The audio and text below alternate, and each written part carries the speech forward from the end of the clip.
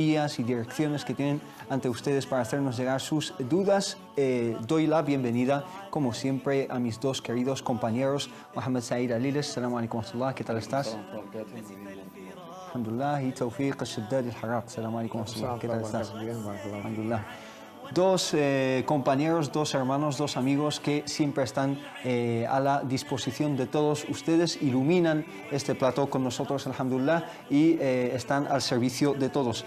Este servicio que les prestamos de contestar sus consultas lo cumplimos solo gracias a su participación y su colaboración con nosotros a través de estas vías que paso a detallar, que es el número de teléfono de consultas islámicas y de Córdoba Internacional TV, que es el 911 73 02 51. 911 73 02 51. Si llaman desde fuera de España, simplemente marquen el prefijo del país, que es 0034, y el resto del número. También tienen el correo electrónico, que es consultas@cordobainternacional.com, y también en la página de consultas islámicas en Facebook.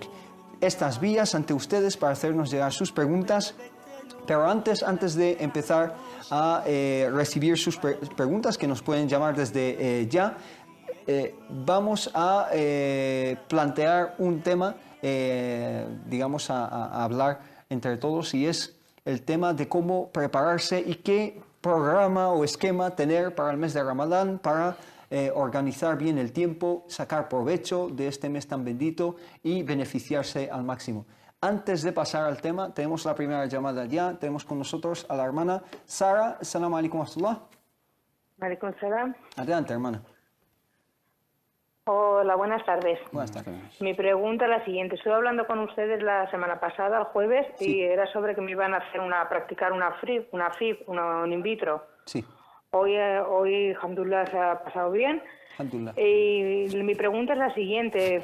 Para rezar tengo unas pequeñas pérdidas. ¿Es valable el rezo o no? Entendido. ¿Alguna No pregunta? coinciden con el periodo, Sí, ¿no? y por ejemplo, quiero saber si da positivo del embarazo, ¿se hace Ramadán normal? Ajá. Entendido.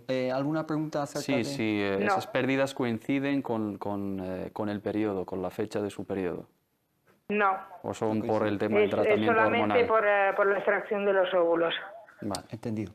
Barakallahu fiki, hermana Sara. Inshallah contestamos a sus preguntas. A enseguida. vosotros Barakallahu fiki. y buen Ramadán. Gracias. Igualmente, assalamu alaikum wa rahmatullah. Vamos a empezar con las preguntas de la hermana Sara y ya pasamos al tema que plantea, inshallah. Adelante. Si son, Bismillahirrahmanirrahim, alhamdulillah, sallallahu alaihi wa baraka ala mulana rasulillahi wa alihi wa sahbihi wa man wala. En el nombre de Allah, el misericordioso y el clemente, alabado sea Allah, que la paz y las bendiciones de Allah sean con su amado profeta Muhammad, sus familiares, compañeros y aquellos que siguieron su guía hasta el día del juicio final. Respecto al tema del sangrado o las pérdidas que menciona la hermana, no se consideran menstruación, por lo tanto puede rezar y puede llevar las prácticas que precisan de la purificación, y no es un impedimento en ellas. O es un impedimento en ellas el tema de la menstruación, porque se considera un dam fasad o dam illa, ¿no? Un sangrado posoperatorio, un sangrado relacionado con algún desajuste hormonal, o con alguna herida, etcétera, ya que le han practicado, digamos, la fecundación in vitro, y a la hora de fecundar colocar el óvulo, pues normal, digamos, en esa manipulación quirúrgica, pues sufra alguna que otra herida o algún que otro sangrado. Por lo tanto, lo que tiene que hacer es renovar, mientras tenga persistentes esas pequeñas pérdidas, renovar en cada oración su purificación, su ablución, su tahara sughra, el wudú, y rezar tranquilamente y llevar a cabo todas las prácticas que precisan de una purificación. Barakallahu fik, que insistimos en que tiene que renovar simplemente la purificación menor, que es el wudú, y no la mayor. En el caso de que sería sea muy persistente, Sí. de que sea continuo ese sangrado, y que le coincidan los momentos de oración. Si es a lo largo de todo el día, no para, no cesa, renueva la purificación al wudú, la ablución para rezo, y puede juntar los rezos, juntar el Dhuhr con el Asr para facilitarle y también el Maghrib con el Isha. Y en caso de que no sea tan insistente o tan persistente, puede, si no, digamos, se interrumpe ninguna de sus abluciones, las puede mantener, y en el caso de que note que tenga esa pérdida, renueva la ablución. Hermano Taufik, la segunda pregunta de la hermana Sara acerca de su ayuno durante el mes de Ramadán, teniendo en cuenta, inshallah, que todo haya salido bien y se haya quedado embarazada con esta intervención de fecundación in vitro. Primero, alhamdulillah, felicitamos y nos alegramos por la hermana. Por supuesto. La misma línea que explicó el hermano Mohammed, lo que es válido para las oraciones es válido para el saum y para el ayuno. Su ayuno es válido, inshallah, salvo si el médico o si ella se encuentra en una situación que le perjudica, me refiero a su salud en estas cosas, puede romper su ayuno y optar, inshallah, después de Ramadán, cuando se encuentra en mejor situación, recuperar estos días. Barakallahu fikum. Les recuerdo el número de teléfono, que es el 911 73 02 51, si quieren plantear una pregunta relacionada con Ramadán o con cualquier tema relacionado con el Islam y la jurisprudencia islámica. Mientras tanto, inshallah, vamos a tratar el tema que lancé al principio, que es pues cómo prepararse, cómo tener, digamos, un esquema de tiempo, de actividades durante el mes de Ramadán, y así, inshallah, sacarle todo el provecho posible. Tenemos que tener claro y tenemos que ser conscientes de la gran bendición de este mes, ¿no? Sí. Como hemos dicho en otras ocasiones, es un mes de bendición, de misericordias, de perdón, de salvación. El mes en el que Allah subhanahu wa ta'ala abre las puertas de su adoración, facilita el camino para acercarse hacia Él y volverse hacia Él, y multiplica la recompensa a sus siervos y acepta a todos aquellos que vienen con una intención sincera, una devoción, ¿no? Y todo aquel que ayuna Ramadán con fe y devoción, y todo aquel que vivifica las noches de Ramadán con fe y devoción, Allah subhanahu wa ta'ala le perdona los pecados cometidos. Man sama Ramadana imanan wa ihtisaban ghufira lahu ma taqaddama min dhanbihi wa man qama Ramadana imanan wa ihtisaban ghufira lahu ma taqaddama min dhanbihi. Y dice el profeta Muhammad sallallahu alayhi wa sallam: lillahi utaqa'u min an-nar fi Ramadán wa dhalika kulla layla. Allah subhanahu wa ta'ala va salva del infierno a muchas personas, a muchos de sus siervos, cada noche de Ramadán. Cuando hablamos de salvación, hablamos de algo muy, muy importante, algo que puede cambiar nuestras vidas. Si Allah te salva del infierno y te prescribe de aquellos que ha aceptado, significa que toda tu vida se va a encaminar en el bien y vas a acabar en el paraíso, inshallah ta'ala, aunque te descarrilas de alguna manera del camino, y aunque desobedezcas, y aunque cometas errores, siempre vas a estar, inshallah ta'ala, en la complacencia, en la obediencia de Allah, porque Allah ha determinado por su voluntad aceptarte y salvarte del infierno. Tu destinación. Tu destinación final es el paraíso, y Ramadán es la época para conseguir eso. Si somos conscientes de esto, no vamos a desperdiciar ningún momento de Ramadán, ningún momento de día ni de noche, y vamos a esforzarnos al máximo para poder alcanzar ese perdón y esa misericordia. Pero para ello debemos de destacar, debemos de distinguir, porque también he mencionado en diferentes ocasiones que Ramadán es la temporada de la competencia por excelencia, y todo el mundo se acerca a Allah subhanahu wa ta'ala, y es difícil realmente de destacar. Todo el mundo ayuna, todo el mundo reza, todo el mundo recita el Corán, todo el mundo hace rezo nocturno. Por lo tanto, ¿cómo vas a destacar si haces lo mismo que hacen los demás? Incluso los demás hacen más. Hay gente que va a la Umra, hay gente que dedica todo el mes a la adoración en la Meca o en la Medina del profeta Muhammad sallallahu alaihi wasallam, gente que recita el Sagrado Corán, imames que rezan día y noche, etcétera, etcétera. Por lo tanto, hay que hacer algo por encima de todo el mundo y distinguir y destacar ante el ojo de Allah subhanahu wa ta'ala con la sinceridad en nuestros corazones para poder alcanzar los beneficios, y hay que esforzarse desde el primer momento hasta el último a través de un programa bien definido, inshallah ta'ala, que podemos detallar. Barakallahu fik. Enseguida lo detallamos. Como bien has dicho, hay que hacer algo excepcional para destacar de entre todos los musulmanes que en realidad en Ramadán rezan por las noches, ayunan durante el día, etcétera, etcétera, ¿no? Y eso con que destacamos tiene que, digamos, emanar desde dentro, desde el corazón. Barakallahu fik. Antes de pasar contigo, hermano Taufik, otra llamada de Karen desde Torrejón de Ardoz, cerca de aquí de Madrid. Salam alaikum. Salam alaikum. Alaikum salam. Adelante. Mira, yo tenía dos preguntas que hacer.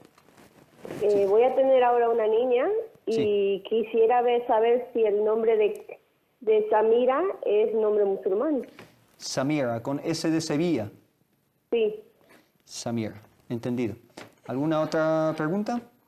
Sí, la otra es que yo tengo un niño de 2 años y medio y por tema de embarazo y eso no podemos viajar a Marruecos este año. Sí. Entonces queríamos saber si aquí en Madrid se puede hacer algo, o por aquí, la circuncisión para el niño. Circuncisión. Vale. ¿Y cuántos años tiene? Disculpa.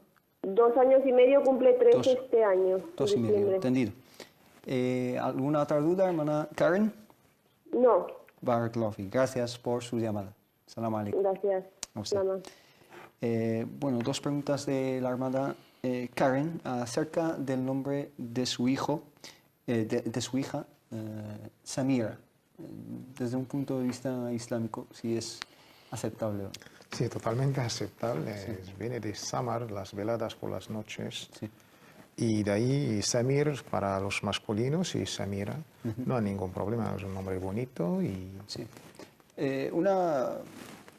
Lo hemos mencionado antes, pero una regla general o una, digamos, una base desde la cual partir los nombres en el Islam, ¿cuáles son los aceptables? El Islam pone en hincapié la importancia de los nombres, sobre todo en el desarrollo psicológico y de esta identidad y de la propia personalidad del niño. Por eso insiste en elegir bien los nombres a nuestros hijos y a nuestras hijas. Y las condiciones que pone, que sean bonitos, que tienen un significado muy bonito, acorde a la Sharia islámica. Y lo mejor también que tiene que ver con nuestra historia islámica, nombres de profetas, de sahaba, nobles compañeros y nobles compañeras, y solamente, si no es en este caso, también del idioma árabe, pero con un significado muy bonito que ayude, inshallah, al desarrollo de esta personalidad islámica. También pueden ser no árabes, ¿no? También no árabes teniendo la misma condición. La segunda pregunta, hermano Mohamed Said, su hijo tiene 2 años y medio y quieren hacer la circuncisión a este niño. Es una pregunta que se hacen muchos padres, ¿no? ¿Cómo hay que proceder, ¿no? ¿Aquí en Madrid o en el resto de España? Bueno, desconozco la realidad de las otras comunidades, ¿no? Pero aquí en Madrid yo creo que el sistema de salud público lo cubre. Es una operación quirúrgica, como puede ser la fimosis o otras intervenciones parecidas. Lo único que los médicos, creo, los facultativos en este caso, se pueden atener al derecho de objeción en el caso de que no quieran desarrollarlo. Por lo tanto, tiene la opción privada. La sunna es a partir del día 7 del nacimiento del niño y luego pues lo antes posible sería lo mejor y sería lo beneficioso, pero si tardan varios años se puede llevar perfectamente. No tiene por qué ser en un país islámico, sino tiene que ser llevado por alguien de confianza, algún médico, digamos, especialista. Si es un médico musulmán, es preferible. Que yo sepa, hay una clínica en la ciudad de Toledo de un médico palestino, si no me equivoco, que también lleva a cabo ese tipo de intervenciones, y aquí en Madrid también, creo que en la mezquita de Estrecho puede también informarse ahí, donde hay médicos sirios y palestinos que llevan a cabo esta práctica en clínicas privadas. Tiene la opción pública si se lo acepta su médico y se lo financia la Seguridad Social, si no tiene la opción privada que lo puede llevar a cabo de la mano de médicos musulmanes en clínicas privadas. El coste, creo que son alrededor de unos 200 euros por ahí. Y lo puede hacer perfectamente. Has mencionado la opción de la sanidad pública. Eso quiere decir que el facultativo que lleva a cabo esta intervención no tiene por qué ser musulmán. No tiene por qué ser musulmán, pero sí, en el caso de que tengamos un médico musulmán especialista en este tipo de intervenciones, sería preferible. Barakallahu Fik. Hermano Taufik, vuelvo contigo con la pregunta el tema que lancé al principio acerca de Ramadán. ¿Cómo lo ves? ¿Cómo tenemos que prepararnos, especialmente a la hora de organizar y aprovechar el tiempo? Pues son estos momentos benditos que nos brinda Allah subhanahu wa ta'ala, de ahí como todos los musulmanes y las musulmanas deben aprovechar este bendito mes como un curso intensivo, y de ahí que su luz se proyecta para el resto del año. No quiere decir que esto nos vamos a preparar durante este mes y luego ya lo que pasa, las mezquitas se llenan, el Corán se termina su recitación, pero pasando el mes de Ramadán la situación es bastante crítica. Pero nosotros vamos a tener un espíritu bastante positivo y supongo que todo pues anhela este mes y esta aspiración de llegar, alhamdulillah, sano para pasar lo mejor posible, aprovechando las bendiciones de Allah en este sagrado mes. La preparación espiritual es la mejor, es un mes espiritual por excelencia, es un momento para incrementar nuestro imán, haciendo mucho dhikr, recuerdo de Allah subhanahu wa ta'ala, mucha recitación del Corán, es el mes del Corán por excelencia. De ahí nuestros sabios, el Imam Malik se dedicaba por completo solo al Corán, dejaba el hadith, el sunnah y sus clases y sus alumnos y solamente se dedicaba a la recitación y la contemplación, la meditación del sagrado libro de Allah subhanahu wa ta'ala, leyendo en el Corán como libro, no de memoria, y esto para él lo beneficiaba doblemente. También hay que tener esta faceta, nuestra sociedad, en un contexto, digamos, en nuestro, España en este caso, yo creo que la faceta social todavía no la hemos aprovechado como debería ser. ¿En qué sentido la faceta Pues es un mes donde si yo, el espíritu de Ramadán, me abstengo de cualquier tipo de comida y bebida por devoción, por imán y por fe y por ayuno, hay gente que lo están pasando pues por hambre. Y este es el primer mensaje de Ramadán. No tienen más remedio que no comer. Exactamente. ¿No? Y esta crisis dura la hemos visto y sus consecuencias bastante, digamos, dolorosas. Yo creo que los musulmanes, ciudadanos de este país, a ver si toman nota de aprovechar este mes, de dar mucha sadaqah, de organizar campañas. Soy consciente que las mezquitas se realizan iftar, invitan a todo el mundo. Esto es un gesto positivo. Todo el mundo... Musulmanes y no musulmanes. Exactamente. Se abren las mezquitas, alhamdulillah, para compartir esta comida con todo el mundo, empezando con la gente de la, digamos, del barrio, e invitando a todo el mundo. Esto es un gesto bastante positivo. Ya compartimos estos comedores sociales, esta cultura, yo creo que hay que aprovechar estos valores positivos que tenemos. Pero más allá de la comida deben organizar, porque al fin de este mes tocará entregar el zakat. Los hermanos deben pensar en operaciones, en cómo invertir, en cómo si esto se toma de una manera científica, económica, no a la manera tradicional. Yo creo que debemos tener un poco, contextualizar nuestro Islam y sobre todo los valores sociales, espirituales de Ramadán. Y ahora es el momento que nos sentamos, que nos proyectamos este mensaje de Ramadán. De esta manera será muy, muy importante.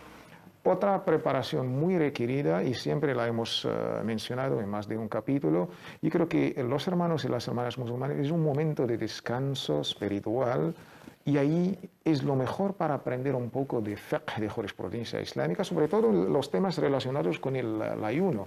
De ahí muchas preguntas y dudas. Leyendo estos libros básicos, por lo menos, yo creo que se van a aclarar muchas dudas y muchas preguntas, y ahí evitamos cometer ciertos errores a la hora de ayunar de la manera que requerida por Allah subhanahu wa ta'ala.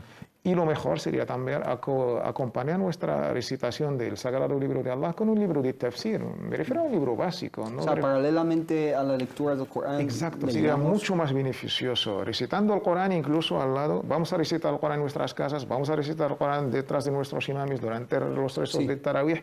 Y yo creo que es una preparación, si no la acompañamos con un libro de tafsir que nos explica, que nos interpreta lo que estamos recitando, lo que estamos rezando, en este mes no lo vamos a, digamos, si lo perdimos, recomiendo varios libros de tafsir, sobre todo los libros así como resúmenes de los libros de tafsir. Y también otra faceta olvidada para nuestros hermanos y hermanas, no proyectamos la Ramadán, su mensaje, su espíritu a los no musulmanes. Hacer una jornada de iftar, no solamente hay que invitar a los políticos, pero también hay que proyectar los mensajes. Presentación de lo que es. Presentaciones, hermanos que hablan muy bien el castellano, el idioma, que invitan a los religiosos de otras religiones, encuentros yo sé que este año Ramadán no va a coincidir con mucho año escolar, ya estamos en las puertas de las vacaciones. Invitamos a nuestros alumnos, a nuestros hijos que están en los institutos, en las universidades, que proyectan el mensaje de Ramadán. Ramadán no es algo de los propios musulmanes. Ramadán es patrimonio de toda la humanidad. Sabemos por sobras que el ayuno no solamente es algo propio de los musulmanes, como la propia alía lo indica. O sea, Allah nos ha prescrito el ayuno igual como lo ha prescrito a las anteriores religiones. Yo creo que la comunidad musulmana debe proyectarlo el espíritu, los varios mensajes de Ramadán, culturales, salud, espirituales, religiosos, sociales, económicos, a esta sociedad no musulmana. Y estos son los valores que debemos enfocar porque los tenemos en común. Y así poco a poco podemos cambiar esta imagen nefasta que se tiene de nosotros a través de los medios de comunicación y a través de ciertos errores de unos cuantos de nuestra comunidad. Bueno, claro, sí que una imagen negativa que intentamos nosotros también pues combatir y cambiar, inshallah, a través de la información que les brindamos. Antes de pasar con el hermano Mohamed Said, les recuerdo un número de teléfono que pueden llamarnos en cualquier instante, 911 73 02 51, como lo ven en la pantalla. Y mientras tanto te planteo la pregunta, tú, hermano Mohamed Said, ya que pues, especialmente en el mes de Ramadán ejerces como imam, lideras a mucha gente en el rezo. Digamos, ¿cómo tenemos que hacer en el mes de Ramadán para que nuestras vidas giren en torno del libro de Allah, el Corán y el rezo, en vez de hacer que nuestros rezos y nuestra lectura del Corán dependa o se subordine a las demás cosas? Yo aconsejo a los hermanos en este mes tan señalado que redacten un programa diario acorde a sus circunstancias laborales, de estudios, digamos, de compromisos sociales, etc. Si los hermanos que tienen vacaciones, por ejemplo, es una temporada estupenda, ¿no? Para aprovechar de la mejor manera del tiempo, aprender el Sagrado Corán, recitar lo máximo el Sagrado Corán, terminar su lectura varias veces, estudiar los preceptos del fiqh y dedicar, digamos, la plena adoración a Allah subhanahu wa ta'ala. Y también los que trabajan, porque también popularmente o en el imaginario popular de los musulmanes siempre se ha relacionado el Ramadán con la inactividad física y el sedentarismo, todo el día durmiendo, los horarios de las oficinas cambian, por la noche comiendo y trasnochando, y la producción se para, ¿no? Y es totalmente lo contrario. Cuando hablamos de la historia del Islam, todos los grandes logros de la historia del Islam y las grandes batallas en la historia del Islam se desarrollaron en un mes de Ramadán, mientras los musulmanes estaban en ayuno. La primera batalla de Badr se desarrolla un 17 de Ramadán, y muchísimas más batallas y muchísimas más victorias y grandes logros de la Umma en este mes sagrado en la historia del Islam fueron en ese mes sagrado, mientras los musulmanes estaban en ayuno. Por lo tanto, es un mes de actividad, es un mes de producción, y en el ámbito de la adoración tiene que ser máxima. Un programa diario donde se cuida muchísimo a las obligaciones, al fara'id, porque dice Allah en el hadith al-Qudusi: "Ma taqarraba ilayya 'abdi bi shay'in ahabba ilayya mimma aftaradtuhu alayh". De las mejores obras con las cuales se puede acercar a mí, mi siervo, son las obligatorias, el rezo obligatorio. No faltar al rezo obligatorio en ningún momento. Los que puedan acudir a la mezquita, alhamdulillah, y tienen la posibilidad de hacerlo en congregación, tienen que estar ahí, porque el fard bi sab'in, como dice el profeta Muhammad sallallahu alaihi wasallam en el hadith, el acto obligatorio se multiplica por 70, su recompensa se multiplica por 70.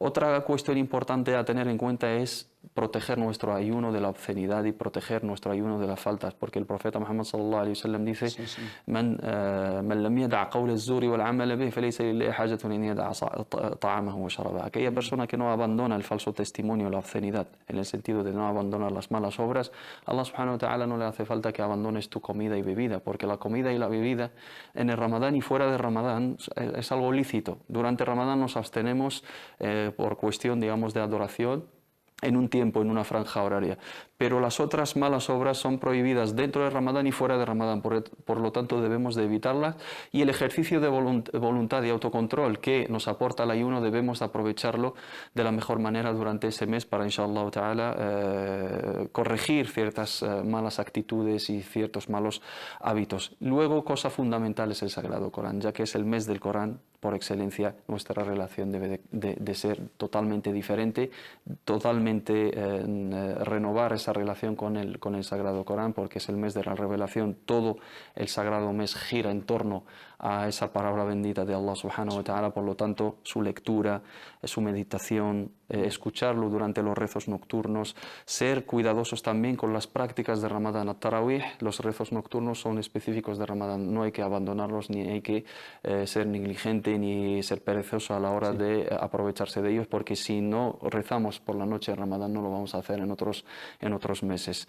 Al-Fara'id, los actos obligatorios, el Sagrado Corán y las prácticas específicas del sagrado mes de Ramadán, junto al trabajo solidario y a la caridad, ya que el ayuno tiene que reflejar en nosotros esa actitud de valorar lo que tenemos y ser solidarios y caritativos con los que menos tienen. Barakallahu fik. Pues yo creo que en vuestras respuestas, vuestras explicaciones, se ha cubierto lo espiritual, lo religioso, las adoraciones y también lo social, y también la concienciación de la sociedad que nos rodea acerca de este mes de Ramadán y de las adoraciones que se llevan a cabo durante él, como es el ayuno. Hermano Tawfiq, una pregunta que te planteo. Un hermano nos plantea una pregunta bastante larga. Intentaré resumirla.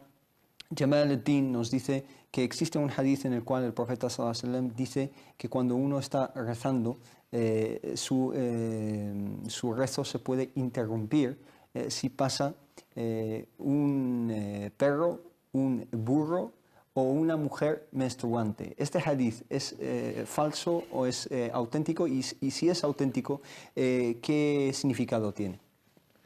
Este hadith es bastante auténtico. Bastante auténtico. Sí, en el grado de nuestros sabios del hadith, ellos declaran los hadiths acordados entre el imam Bukhari y el imam Muslim son en el ranking número 1 de lo más auténtico. Sí. Después lo que ha sido relatado por el Bukhari, después lo que ha sido relatado por el imam Muslim, después lo que ha sido relatado por otros, pero utilizando las condiciones del Bukhari y Muslim, y después vamos bajando. No solamente está el Bukhari y Muslim, pero este ranking que ha puesto nuestros sabios. Dado que es auténtico, sí, significa literalmente que si una mujer pasa, se interrumpe automáticamente el rezo, eso primero, y segundo, ¿está el profeta sallallahu alaihi wasallam equiparando a una mujer con un burro, que Allah subhanahu wa ta'ala os honre y os dignifique, y también a un perro? ¿Está, digamos, poniendo a las tres cosas al mismo nivel? No, para nada. Esta es la pregunta del millón y te felicito por esta pregunta. La verdad, es un hadith donde siempre hemos dejado hincapié a los hermanos nunca hacer una lectura superficial, literal.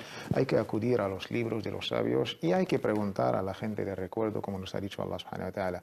Hacer lecturas así rápidas, textuales, literales a las aleyas y los novis hadith, sin tener los mecanismos, el saber, sin preguntar a la gente de dhikr, pues podemos hacer bastante daño. El hadith es curioso. El Imam al-Bukhari, que lo relató en su famoso libro Sahih, lo tituló Babu man qala anna as-salata la yaqta'uha shay. Capítulo, quien dijo que la oración no se interrumpe. No hay nada que interrumpe la oración o salat.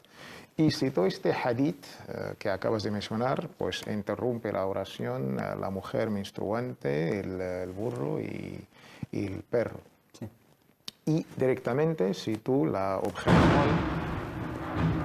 y la réplica de nuestra madre, la madre de todos los creyentes, Aisha, que dijo que habéis comparado a las mujeres con burros y perros. Sí. Juro por Allah, el profeta de Muhammad, la paz y con él, rezaba, yo estaba en frente suyo, incluso en otro hadith también, en estado de menstruación. Esto es importante. Dos, para la gente que no sepa árabe, cuesta un poco la traducción en castellano, vamos a quedar cortos. Si dice que al-iqtiranu fi al-nadm la yani al-iqtiranu fi al-hukm. Citar las frases con este orden de uno y el otro, no implica el mismo veredicto. Por ejemplo, si te digo que... A ver, antes de pasar a la equiparación, si he entendido bien lo que has dicho, es que la oración es imposible que la interrumpa cualquier cosa, ¿no? Esta es la opinión del jumhur, de casi todos los sabios, salvo el imam Ibn Hazm, que era su escuela zahiriyya, textual, literal, y una opinión no la oficial, una opinión en la escuela Hanbali. Pero la otra opinión del imam Ahmad y el resto de los ulama y resto de todos los sahaba, hubo este debate, opinan que salat no hay nada y nadie que lo interrumpe. Incluso otros ahadithis auténticos del mismo grado que pues dejan muy claro, de una manera explícita, que rezó el profeta Muhammad sallallahu alaihi wasallam y pasó una mujer. Y no pasó nada, no dijo el profeta sallallahu alaihi wasallam que el rezo hay que repetirlo. Abdullah ibn Abbas con otros ahadith pasó también a un burro y no pasó y no dijo, y sabemos quién era Abdullah ibn Abbas. Creo que ha quedado claro este punto. El segundo punto, has dicho que el iqtiranu fi النظم لا يقتضي الاقتران في الحكم. Es una máxima de nuestros sabios en el ámbito de la lengua árabe, pero junto con usul al-fiqh. Sí, es decir, que cuando se juntan palabras en la misma frase no quiere decir que estén al mismo nivel. No, para nada. Un ejemplo concreto para nuestra audiencia, cuando digo, mi hijo pues tiene miedo de... las arañas. De las arañas, de su padre y del perro. Sí. Nadie va a imaginar que el padre lo hemos comparado con... Entendido. Esta es muy explícita en el árabe. El Imam Malik, su opinión es muy famosa y su veredicto, junto con los nobles compañeros, que la salat no le interrumpe nada ni nadie. El Imam Shafi'i lo ha interpretado de una manera, incluso si vamos a hacer una lectura literal, dijo que lo que se corta, porque mucho más que interrumpir, es el khushu', esta concentración. Si al momento de rezar pasa una mujer, en vez de estar concentrado en tu salat, te centras en la mujer, un animal que acaba de pasar, pues esta concentración, que es el motivo de la recompensa en el hasanat, puede pues quedar un poco disminuida. Esta es una opinión del Imam Shafi'i, que también podemos juntarla con la otra, aunque yo me quedo con la opinión del Imam Malik y la opinión de los sahaba y el jumhur, que nada ni nadie interrumpe. Y que ese hadith no se puede entender textualmente, literalmente en absoluto. Querías decir algo, hermano Said, pero antes voy a atender una llamada. Tenemos con nosotros a la hermana Khadija desde Valencia. Assalamu alaikum wa rahmatullah. Hola, buenas tardes. Buenas tardes, adelante, hermana. He tenido un parto en el 2006 en Ramadán. ¿Un infarto? Sí. Sí. En serio, he podido devolver los días que de Ramadán, pero ese día todavía no sé cuánto. O sea, usted no sabe cuántos días tiene que devolver y aún no los ha devuelto, obviamente, ¿no? No lo he devuelto, los días lo he devuelto, pero el dinero, el fidia. No sé cuánto tengo que pagar. Entendido. Barakallahu fik. ¿Alguna otra pregunta, hermana Khadija? No, gracias. Gracias a usted. Ahora estás bien, ¿no, hermana? Sí, estoy muy bien. Alhamdulillah. Alhamdulillah. Assalamu alaikum wa rahmatullah. Gracias por su llamada. Hermano Mohamed Said, nos queda muy poco tiempo. La respuesta la dejamos hasta después de la publicidad.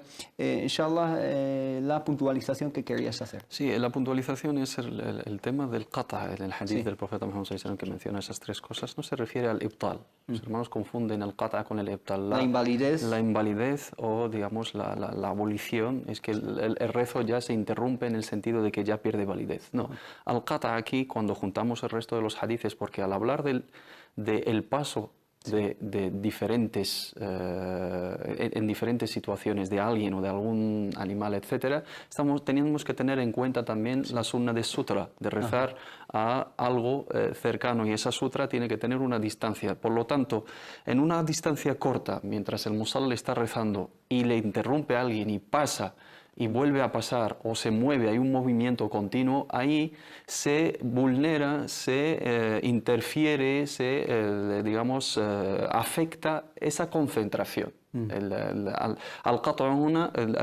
Digamos, la interrupción aquí se refiere a interrumpir la concentración, a menguar, digamos, la concentración y la emoción y el desarrollo del resto. Y además es una zona bastante limitada. Por eso el profeta Muhammad dice en otro hadith que dice que si pasa alguien lo tienes que parar, en el sentido de si pasa alguien en 1 metro de distancia, pero si tienes un paso de alguien a cientos de metros, y tenemos el caso de las circunvalaciones en la Meca y los orantes, mientras la gente está rezando sus tarawih, hay miles de personas y miles de mujeres están haciendo la circunvalación y pasan en cada vuelta delante de sus hermanos, y eso en ningún momento han dicho los sabios que interrumpe la oración. Por lo tanto, hay que diferenciar entre el qata mencionado en el hadith, que se refiere a interrumpir la concentración, no qata as-sala en el sentido de que una vez que pasa alguien pues se invalida la oración y tengo que repetirlo, sino la oración, el hadith de la yaqta'u as-salata shay ay la yubtiluha shay, es que no la invalida nada, sino el mismo orante si comete alguno de los anuladores o alguno de los actos que invalidan la oración. El paso de los demás, en todo caso, el profeta Muhammad dice, si pasa alguien, si alguien quiere pasar, pues digamos, no le dejes, y si no, pues impídele y insiste, recházale, pues, digamos, con fuerza, etcétera. Pero en todo caso, si pasa alguien el que se lleva, digamos, el pecado o el que se lleva las responsabilidades es quien pasa, no el que está rezando. Por lo tanto, a la hora de, como decimos siempre, a la hora de sacar un juicio tenemos que tener todos los hadices relacionados con este apartado, el musalli, as-sutra, al-ibtal, mubtilat, as-salah, el significado de la palabra qata en árabe, y luego las personas o los objetos mencionados en el hadith, si son específicos en sí o si no, lo que implica el paso de ese tipo de cosas. Barakallahu fik por esta aclaración. Inshallah, la pregunta de la hermana Khadija la vamos a atender, pero después de una pequeña pausa, unos pocos minutos, y volvemos enseguida en Consultas Islámicas.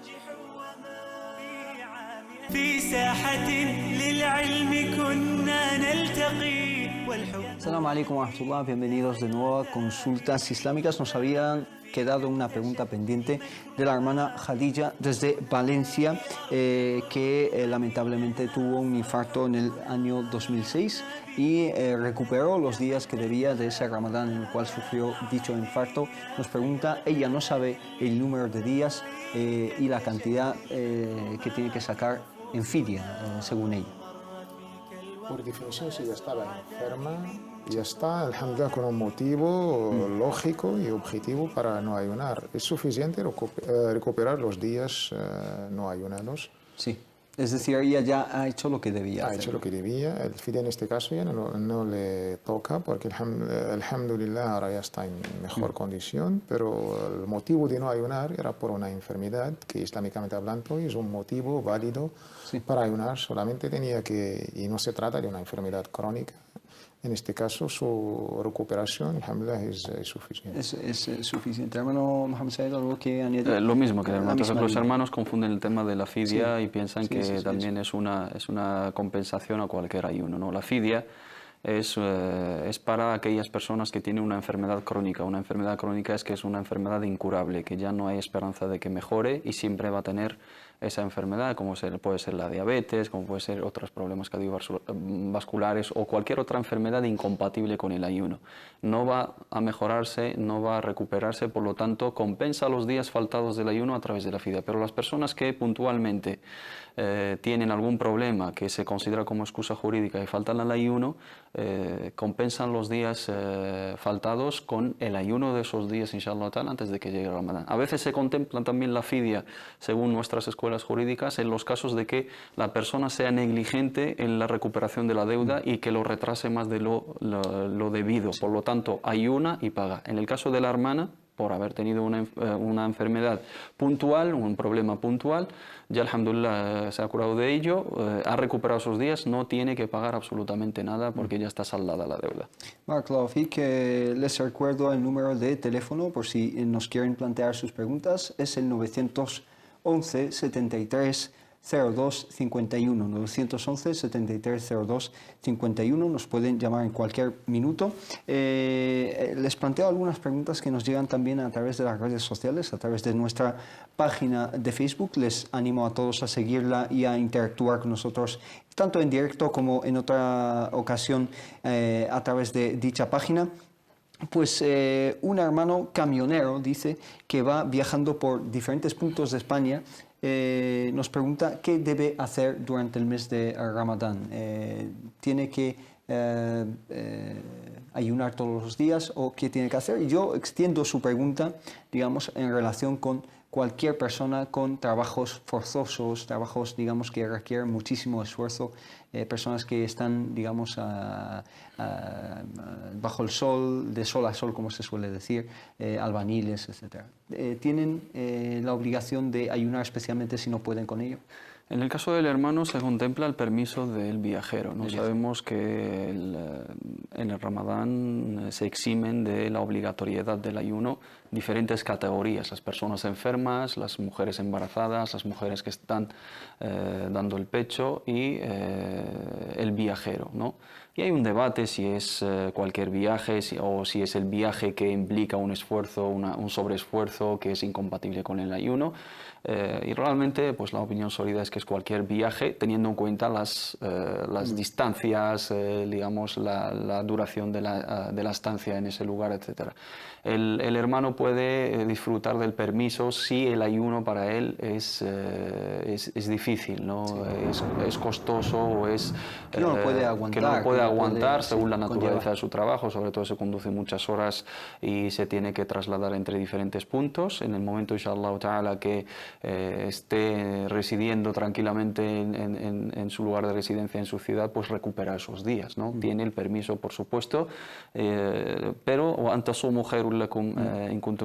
ayunar es siempre lo mejor y lo indicado en los casos que no supone una sobrecarga, inshallah ta'ala, para que viva la bendición, ¿no? Y la peculiaridad del mes de Ramadán, inshallah ta'ala. Pero si no puede, tiene el permiso, por supuesto. El permiso está ahí, desde luego. Hermano Tawfiq, una pregunta algo parecida, también relacionada con el mes de Ramadán.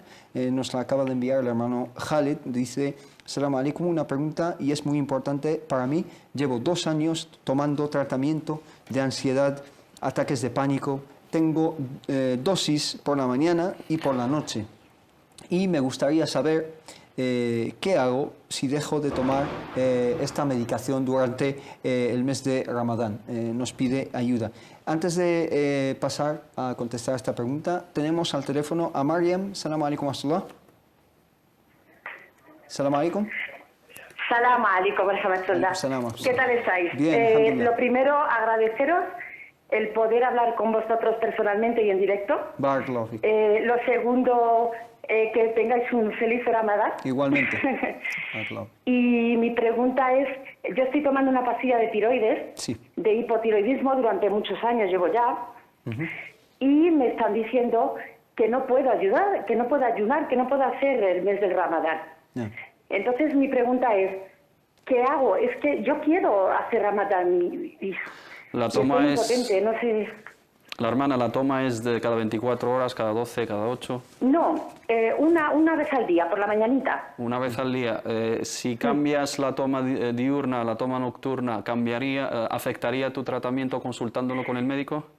Sí cambiaría, sí. Tendría, porque yo me imagino que cuando el médico a mí me ha dicho que me lo tome por la mañana, tiene que ser con abundante agua y luego tengo que esperar unos minutos y luego ya desayunar. Desayunar, tiene que ser en ayunas. Entendido. ¿Alguna otra pregunta, hermana Mariam? Sí, me gustaría, por ejemplo, yo tengo mis niños, tengo la niña que ha cumplido 7 años, Amina, y tengo a Asdin, que tiene 10 añitos, y me gustaría saber, en relación a los niños, cuándo ya un niño, a partir de qué edad ya tiene que, son todo el mes, y los niños chiquititos, ¿cuándo empiezan a hacer el Ramadán? El mes del Ramadán, Barakallahu. ¿Alguna otra pregunta? No, muchísimas gracias. Muchísimas gracias. Estoy muy feliz y muy contenta de este programa, la verdad, porque nos está ayudando a muchos musulmanes que no sabemos la arabía, por desgracia, como debe ser. Y a nuestros hijos, sobre todo a nuestros hijos. Pues alhamdulillah, gracias por sus ánimos y que Allah subhanahu wa ta'ala le cure de esa condición que tiene también.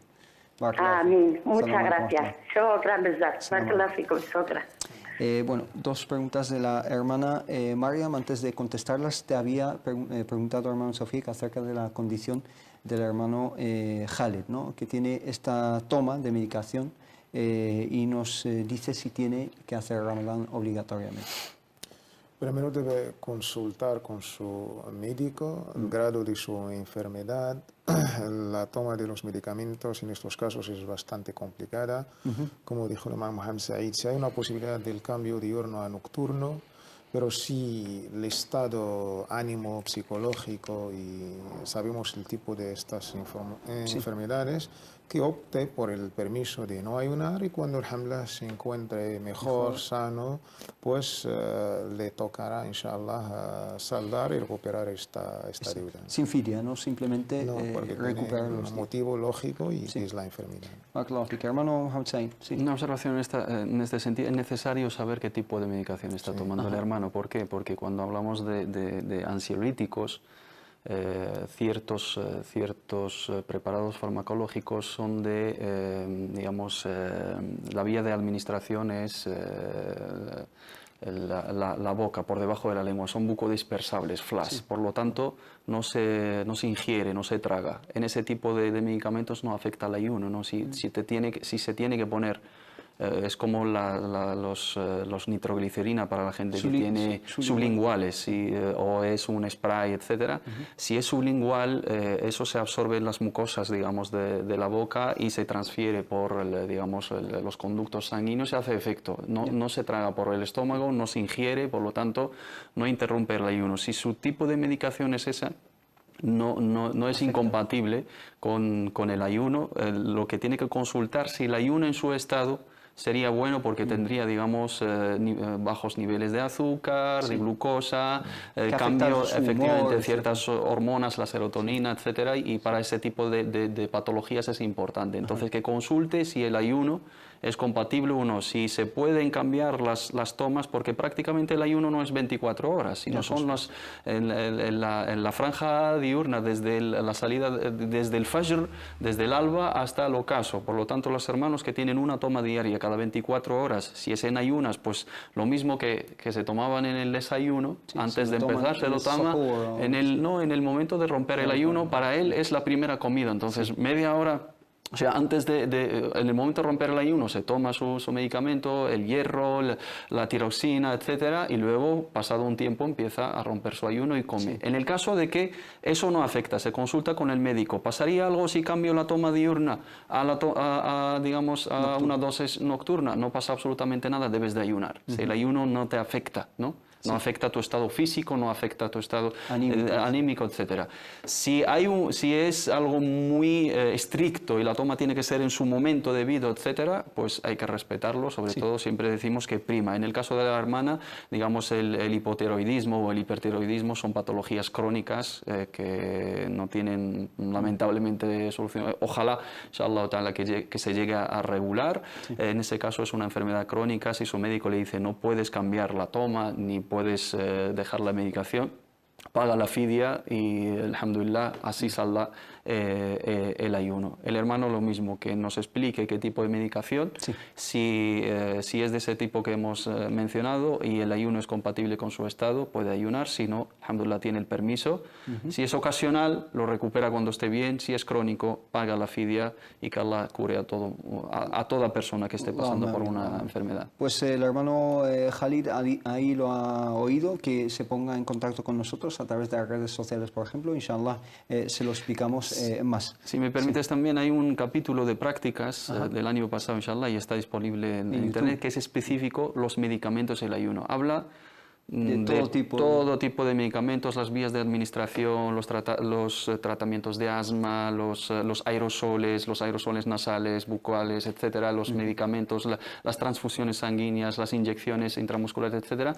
Los hermanos les sería muy útil, sobre todo los que se están medicando, inshallah, lo pueden encontrar en nuestro canal de YouTube, el ayuno y los medicamentos, prácticas del Islam. Pues prácticas del Islam, y inshallah nosotros también lo vamos a publicar tanto en la página de Facebook de Córdoba Internacional como en la página de Consultas Islámicas, para que se renueve esa información y se beneficie más gente. Hermano Tawfiq, la segunda pregunta de la hermana que nos ha llamado, que nos pregunta acerca de sus hijos, ¿no? De 7-10 años, nos pregunta cuándo empiezan su ayuno. ¿A qué edad? Primero, si me permites, el hermano Hisham, quería devolver el saludo a nuestra hermana. La verdad, gente como la hermana Mariam es la que nos dan estas alegrías y motivos para seguir trabajando para el servicio de nuestros hermanos. Que Allah bendiga a nuestra hermana Mariam y a su familia. Amén. Islámicamente hablando, desde el punto de vista jurídico, el ayuno empieza con el bulugh, con esta... cuando el hijo llega a la edad del adulto, a partir de esta edad ya empieza el taklif, esta responsabilidad legal. La pubertad sexual. Sí, esta palabra que no me salía. Sí. A partir de la pubertad sexual empieza el taklif, empieza la responsabilidad jurídica, digamos, desde el punto de vista islámico. Y esto, pues cada madre y cada padre, ya teniendo sus hijos, alhamdulillah, ya sabrá.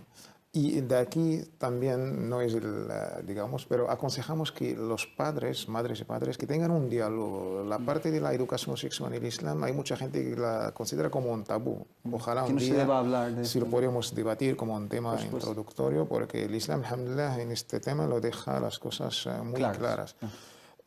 Sin embargo, se aconseja, es bastante recomendable, como nos cuenta ciertas sahaba, las nobles compañeras del profeta Muhammad sallallahu alaihi wasallam, educaban a sus hijos y a sus hijas al ayuno de una manera recomendar, nunca llegaron a obligar, al contrario, desde pues pequeños recomendaban el ayuno, la virtud del ayuno, incluso con temas de juguetes, les daban juguetes, les daban recompensas.